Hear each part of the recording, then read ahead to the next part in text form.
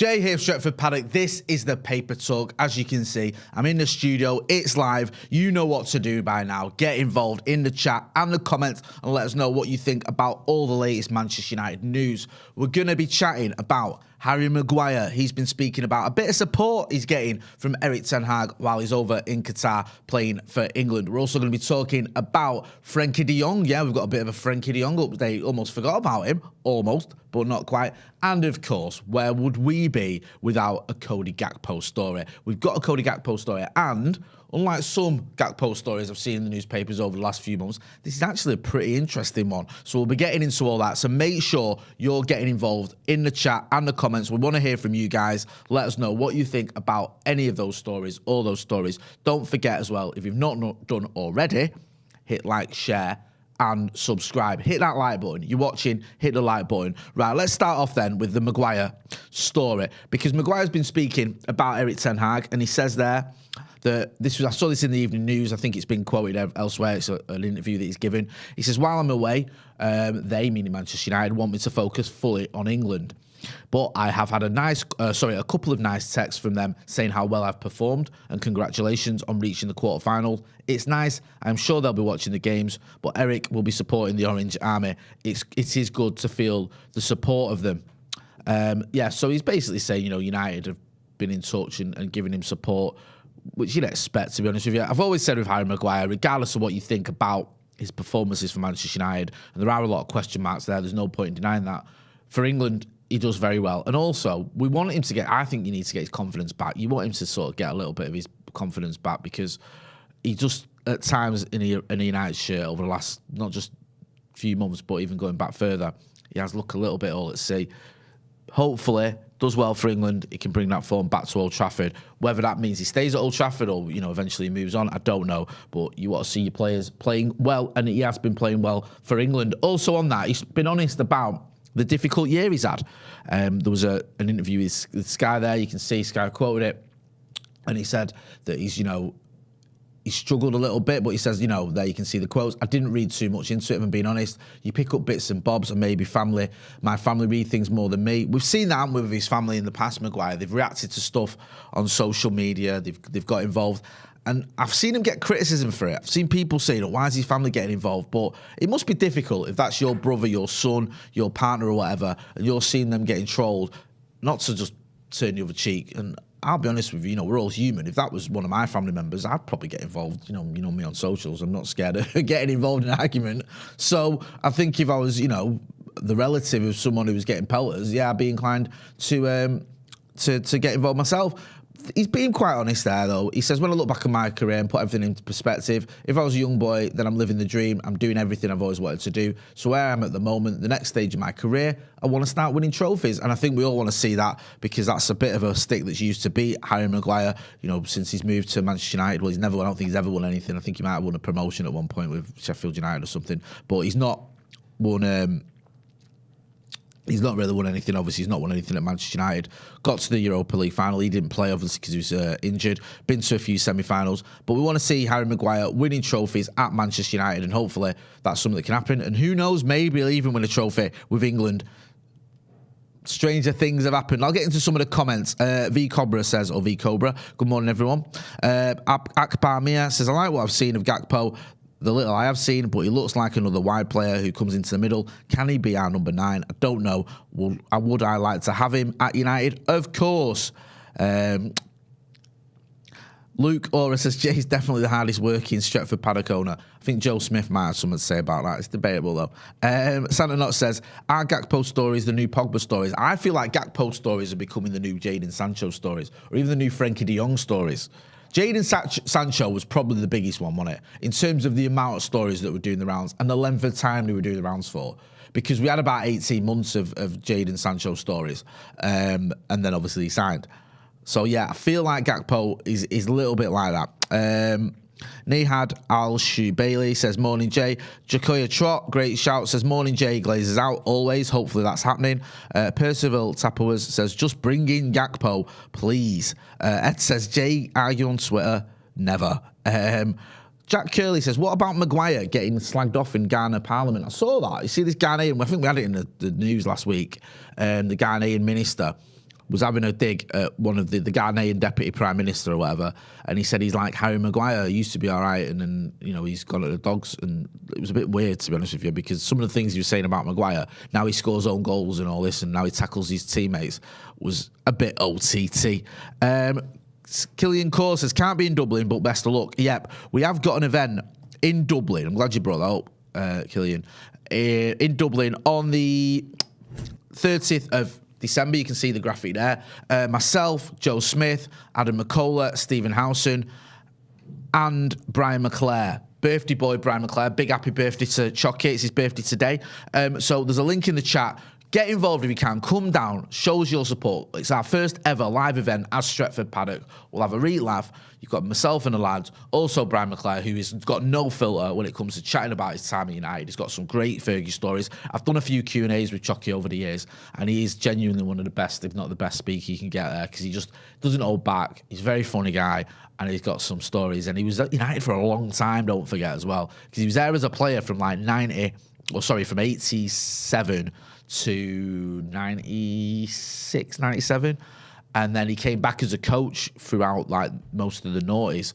So he's got sort of, the stories about playing for Fergie, playing for the team and all that jazz, and then coaching the likes of Marcus Rashford, Brandon Williams and stuff like that. Ozzy Gamola in the Super Chat has been a member of the Academy for 5 months. Get Gakpo, improvise, adapt, overcome. Some very motivational sentences there. We've got another little transfer story I'll get into before we move on to Gakpo. And this is about this kid from Morocco who's been labelled the new Casemiro.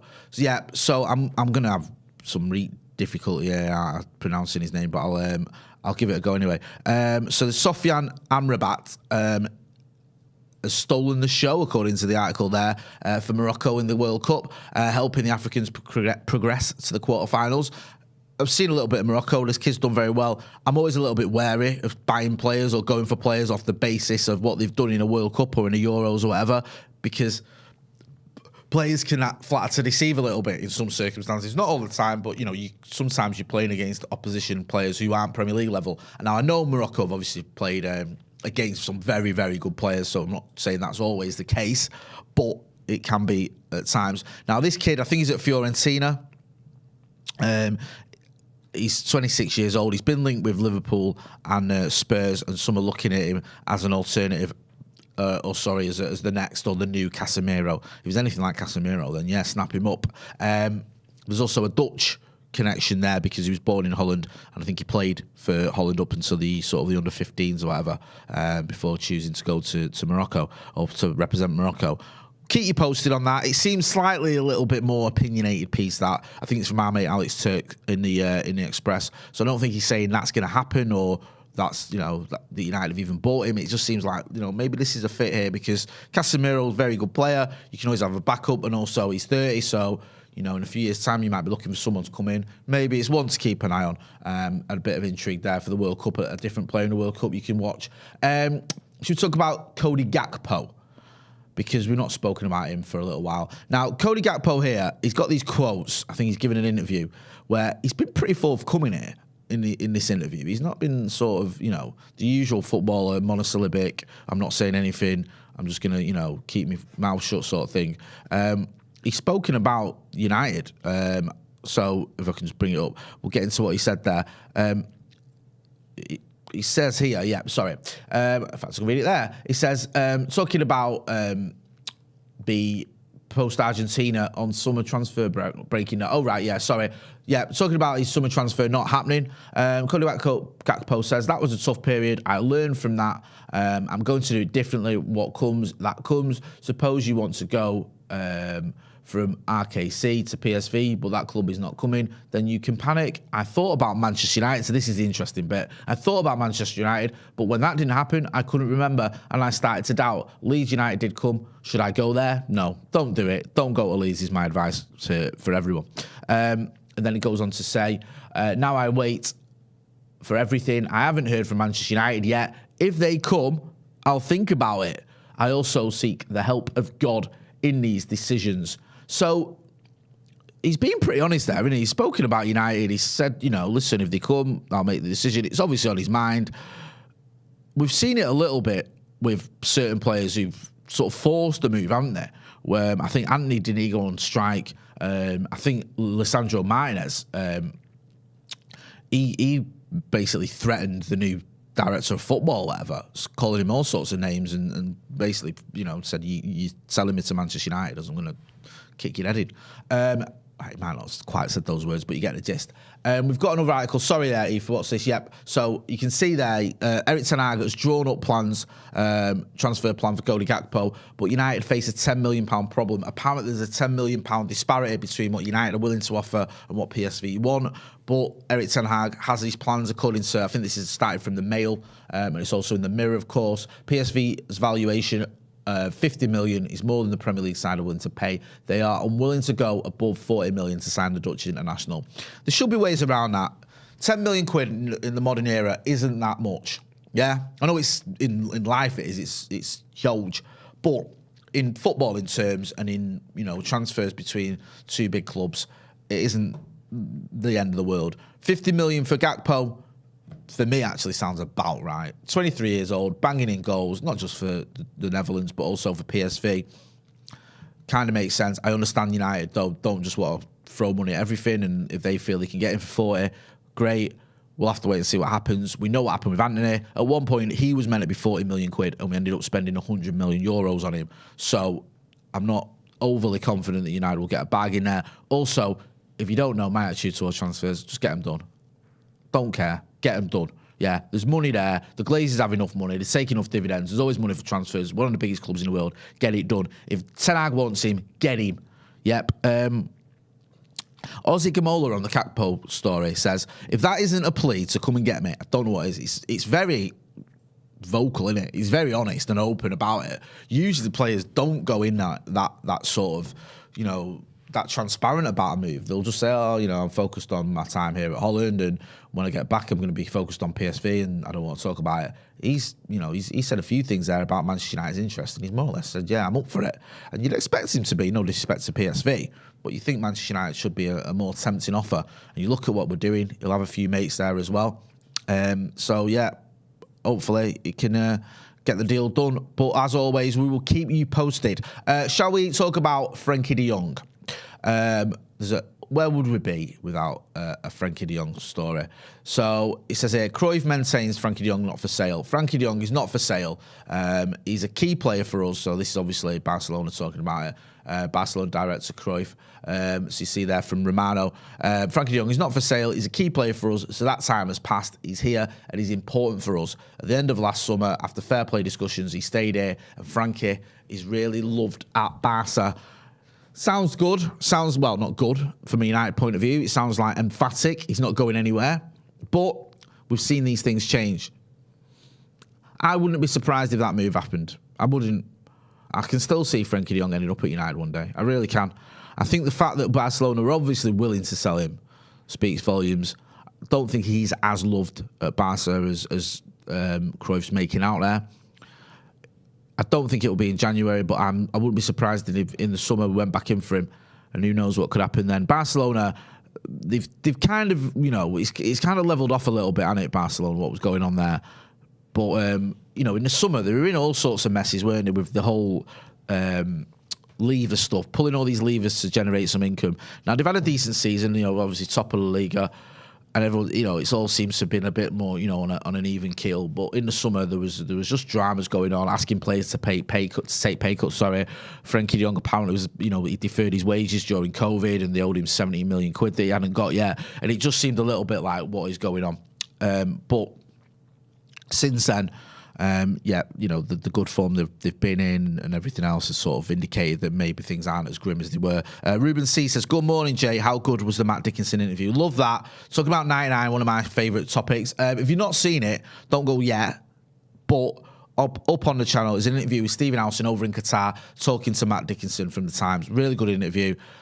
Matt Dickinson's got this book out where he talks about United from about 20 years ago and moved. I think it covers like quite a long period of United, but it's really in depth. He's been working on it for years, And he's a very, very talented journalist and very hard-working journalist as well. So if you get a chance to go and watch that interview with him instead, do so. And if you get a chance to go and get the book, which I'm going to get, I've not got it yet, I'm not ready yet, I'm not going to lie, but I will do. Steve was absolutely banging on about it on a Zoom chat I had with him not long ago.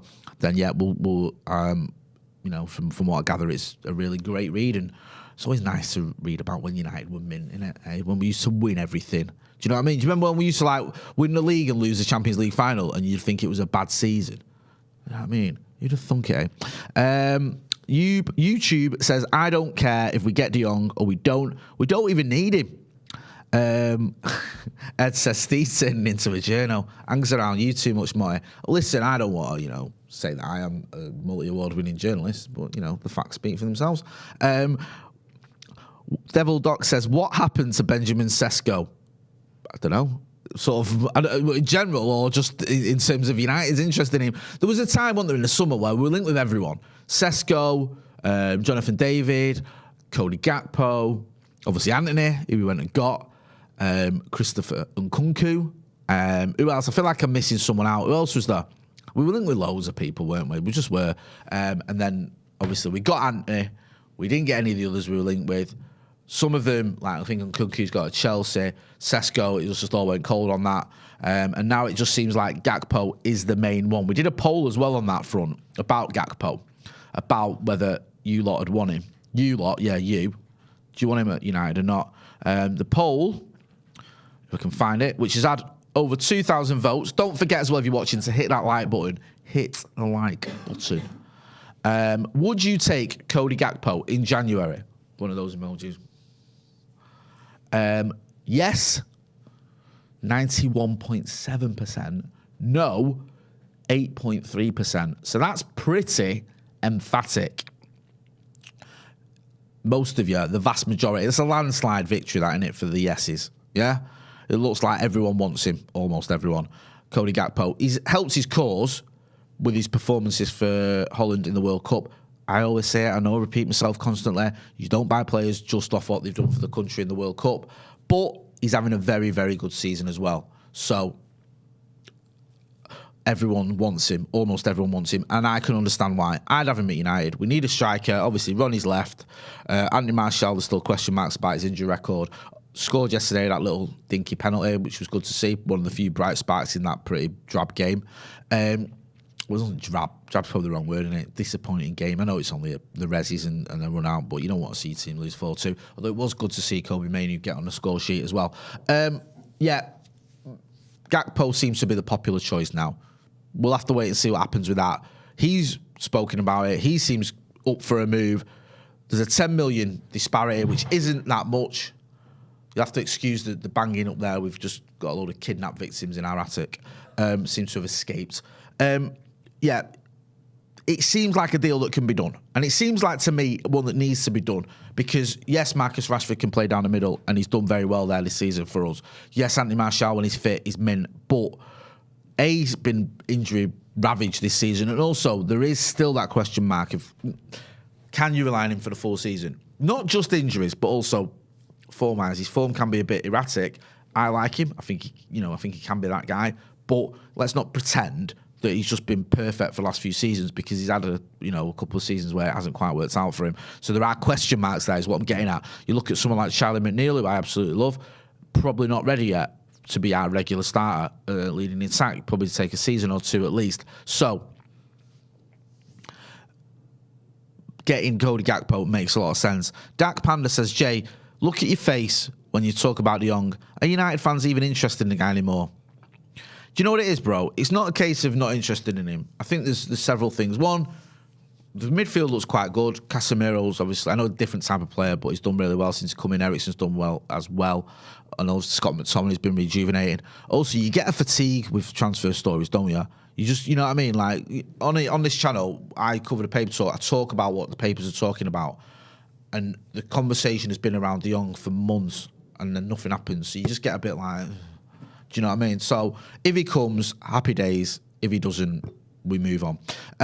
Just before I wrap up, don't forget as well, we have got the 12 Days of Paddock, which is our annual, perennial giveaway. There you can see the little graphic there. No, I've got that completely wrong. I tried to do it and I've ballsed it right up. There you go. Yeah, well, if you enter the draw, you become a member of Stretford Paddock. You get extra content when you're a member. You get a discount on merch as well. And also you get to enter our 12 days of Paddock, where every day for 12 days we're giving away a prize. And at the end, we're giving you a load of money. Yeah, 500 quid. Yeah, in your hand, in your pocket, 5 ton. That's unreal. Yeah, I wish I could enter. Yeah, I'm not. I've been told by our legal team that I'm not allowed to enter, and I can't enter under another name and win. So there it goes. You guys can, though. You guys can win. Get entering.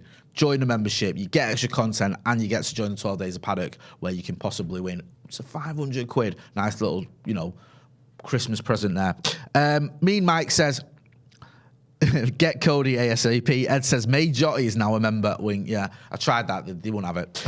Listen, I'm going to wrap up there. Don't forget as well to check out the event for the 30th of December if you can get down to Dublin. We'll be back later on with another podcast this afternoon. Don't forget as well to hit like, share, and subscribe. I've been Jay Motty. This has been The Paper Talk from the studio. Thanks for watching.